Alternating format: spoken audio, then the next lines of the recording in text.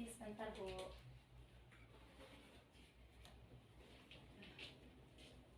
Izin Bu, pada hari ini saya melakukan wawancara dengan Ibu tentang Ibu bagaimana cara mengambil keputusan di sekolah kita Bu. Selama ini Bu, bagaimana Ibu dapat mengidentifikasi kasus-kasus yang merupakan dilema etika dan bujukan moral Bu di sekolah kita? Baiklah Bapak Ibu, di sini aku angkat satu kasus dulu ya. Iya Bu. Yang pernah terjadi di sekolah kita. Iya. Tahun 2020 ya. 2019 2020 ada Ibu menghadapi masalah rasanya yang cukup berat bagi Ibu pribadi ataupun sebagai seorang kepala sekolah, yaitu Ibu ada guru kita 2 orang karena rombel kita berkurang. Maka ada 2 orang guru yang harus Ibu tidak mendapat jam atau kelas lagi di sekolah kita. Jadi saat itu Ibu sangat sangat berat untuk mengambil pertimbangan dipertahankan atau akan dikeluarkan atau dipindahkan. Penyebabnya apa Bu? Penyebabnya karena waktu itu adanya guru PNS yang masuk ke sekolah kita, CPNS 2 orang. Jadi dengan masuknya guru CPNS tersebut, maka ada 2 orang guru kita yang harus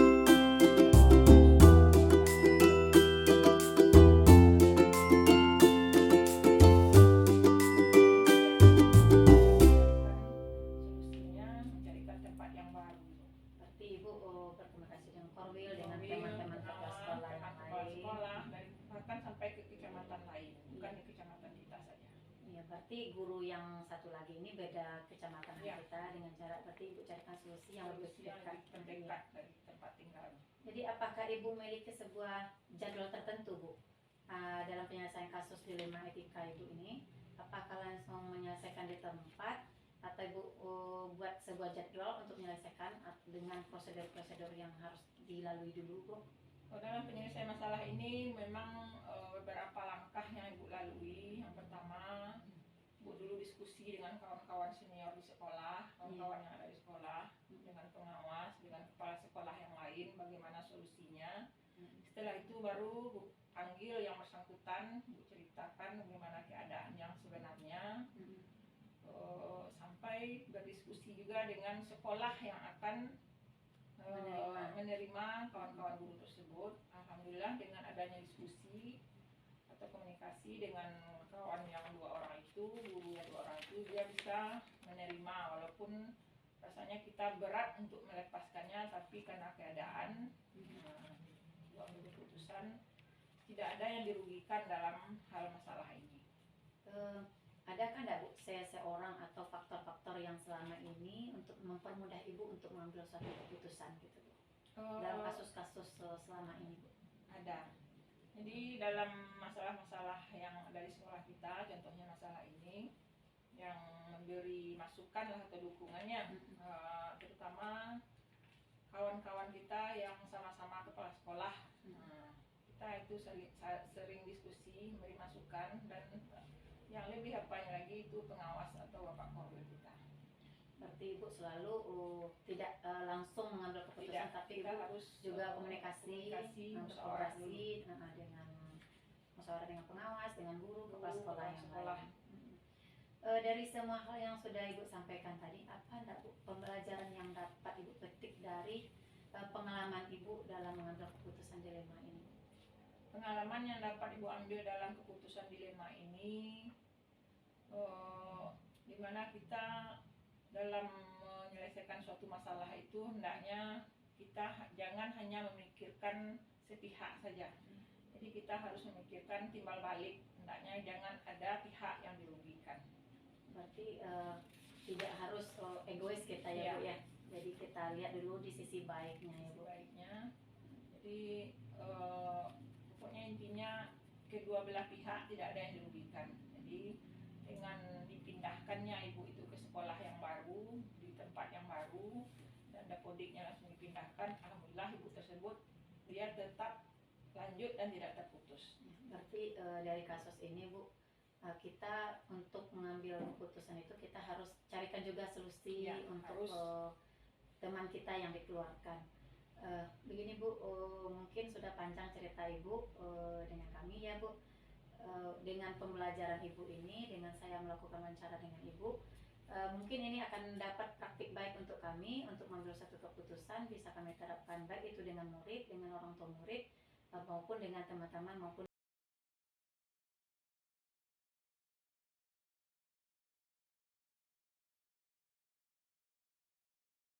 tapi karena Ibu merasa apa? Belum terpintas waktu Ibu memanggil secara pribadi itu bukan terlintas di pikiran Ibu untuk mengeluarkan.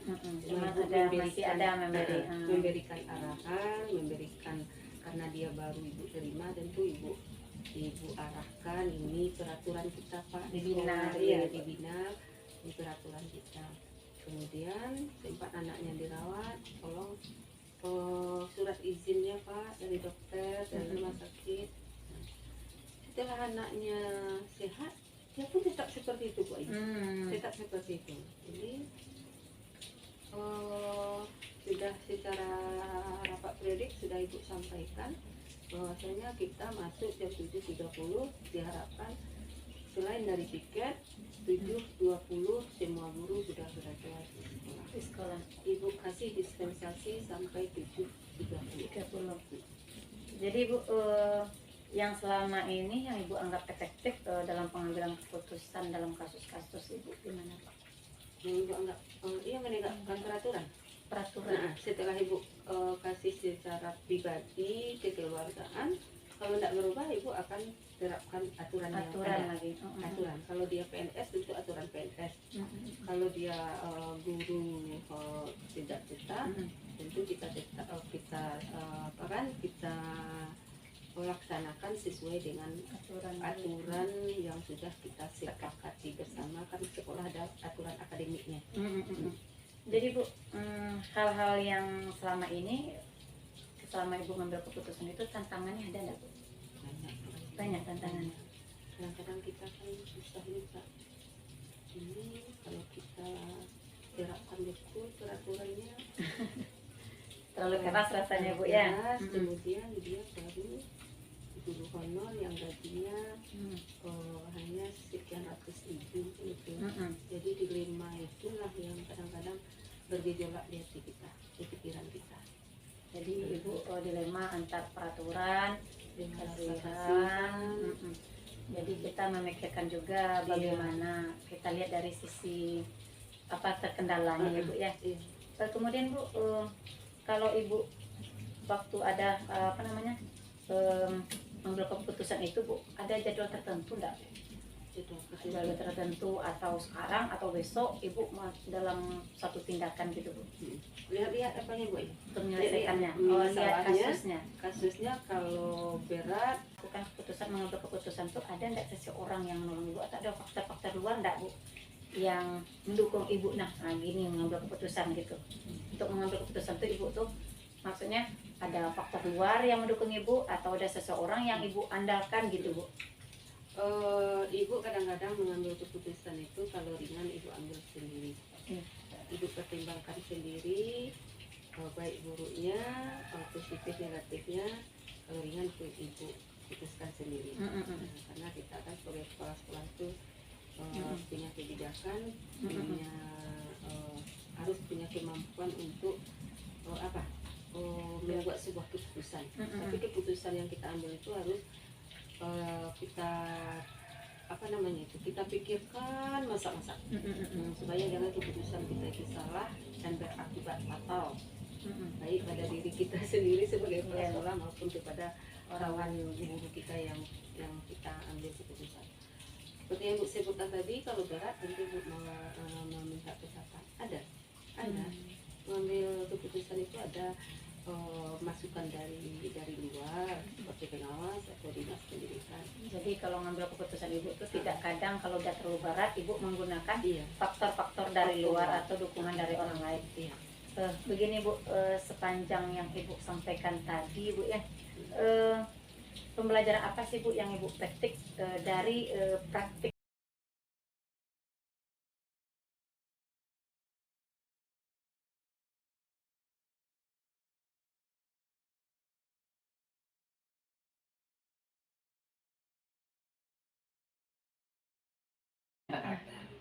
berarti kita itu lebih mementingkan anak ibaratnya. Kita dulukan anak dulu agar mereka tidak dirugikan ya Bu ya. Kemudian hal-hal apa saja Bu yang selama ini merupakan tantangan bagi Ibu untuk mengambil suatu keputusan itu?